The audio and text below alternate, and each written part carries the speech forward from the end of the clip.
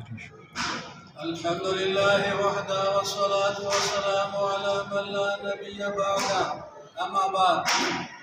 یہ موخر مسلمانوں مشرون کشرون گریڈے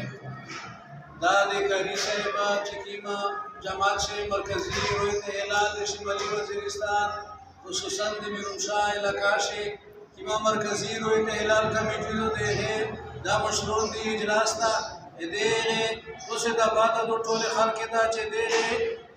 کمیٹائی تعلق دے مسجد قاسم علی خان سردا مسجد قاسم علی خان دی میر دے علماء موجودہ کمیٹی دو دے غی سرا دے تعلق بھی دے غی سرا دے رابطاوی نو دے غی دے عید اعلان 17 تاریخ من دے کڑائی دا دستری دے اعلان دے قربانی دے 17 تاریخ آنے دے